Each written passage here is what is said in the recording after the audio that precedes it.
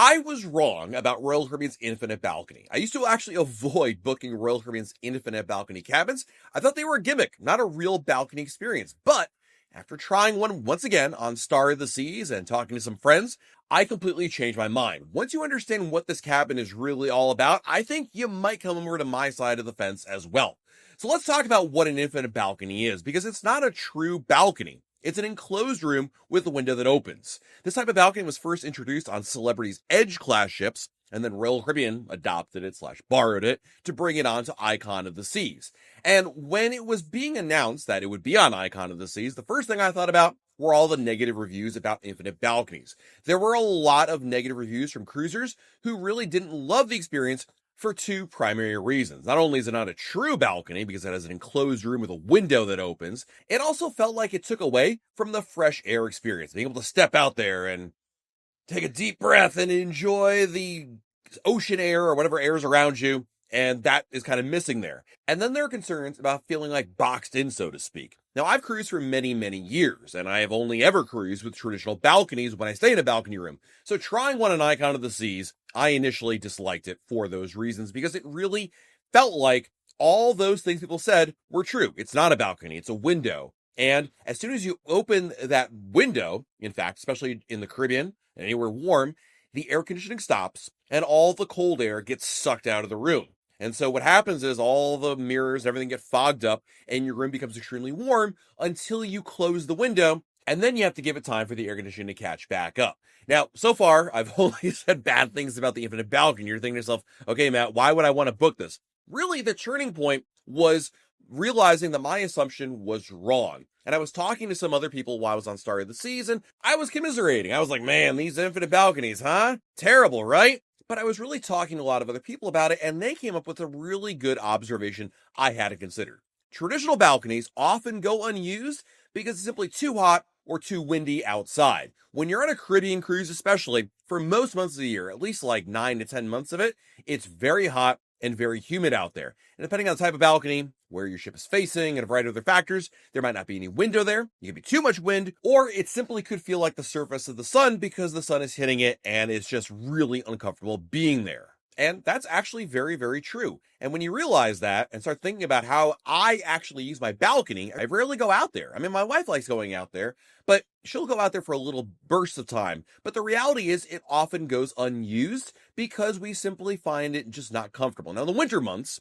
or maybe if I was on an Alaska cruise or Norway, I do enjoy the balcony being out there. But even so, I probably spend very little time out there. I'm out and about doing other things. But if you treat your infinite balcony like a solarium and having that indoor-outdoor feel, it's a real turning point. I really started to think twice about it, and it really meant that I can enjoy the view without melting in the heat. So let's talk about 5 really good reasons why an infinite balcony is totally worth it. Number 1 is you get much more usable space. By having the balcony area of the room enclosed, you gain extra square footage that you can use all day. This means a different sitting area with a view, by the way, and separation from everybody else. When I'm sharing a cabin with my wife, as an example, if she is doing her hair at the vanity, which is pretty common, I can either sit in bed or I can sit on the couch. If I sit on the couch, I'm pretty much in her way. And when she starts blow drying her hair, it gets loud and, we're kind of on top of each other, right? The bed is great, but sometimes you just don't want to sit in the bed anymore. You want to have a little more space to spread out and not necessarily lie down. And the balcony is a really good third option there because you have comfy chairs, by the way. The nice thing about the infinite balconies is you don't have a traditional balcony chair. They're much nicer. And on top of that, you have the view that goes with it. Reason number 2 is there's better climate control. As I talked about, the air conditioning keeps the entire room cool, even the quote-unquote balcony area, as long as that window is closed. That means there's no sweltering hot balcony furniture that you can't sit on or simply just being uncomfortable outside. I'll admit, I do miss being able to go on the balcony and stick my head out to face either left or right. Now, granted, I could do that if I actually opened the window, but even without it, I just realized that being in an air-conditioned environment that I can basically see from floor to ceiling window is not a bad compromise. Now, I've been talking about keeping the window closed this entire time in this video, but you could obviously open up the window for fresh air. When you open the top half of the window for a true ocean breeze, you can do that. And it really wouldn't be a bad idea. As an example, maybe you're pulling into port and you're about to go out to go do a shore excursion. You're going to leave your room anyway. Open the window, see what it's like out there, get a view. And then when all the air conditioning's gone, you leave your room, obviously close your window before you leave, and then it'll be nice and cold when you get back. If by some chance you're taking a cruise during the winter months, or perhaps you're in Alaska or Norway, as I mentioned earlier, and it's actually really nice out, well, you've got that flexible option for fresh air. And for that reason, it's actually not a bad way to go with it. Number 4 is you still get the views without leaving the comfort, because this is really good for scenic cruising or port arrivals, because you get to stay indoors in the air conditioning and enjoy the view whilst being comfortable, quite frankly, because you're sitting in those great chairs I talked about, or even from the comfort of your bed. One of the nice things about an infinite balcony is there are less obstructions, if you will, like structural things between the bed and the balcony, window, whatever you want to call it. And so it is kind of nice to be able to just sit there and enjoy an early morning or late night when you don't want to fully step outside. And then, of course, it's actually surprisingly quiet. When you have the balcony closed, you block out all the wind noise, and unlike a traditional balcony, you don't have to worry about the sliding door letting in more sound. It's actually really, really quiet, and it's probably why I ended up using my infinite balcony, primarily for a workspace. I would actually go and take my laptop over to the balcony to work from there rather than the vanity. When I'm sharing a cabin with my wife, she uses it a lot, and even if she's not using it, like, it's right in the middle of the room. So people are going back and forth to get to the bathroom or whatnot. Being out the balcony feels a little more secluded, if you will.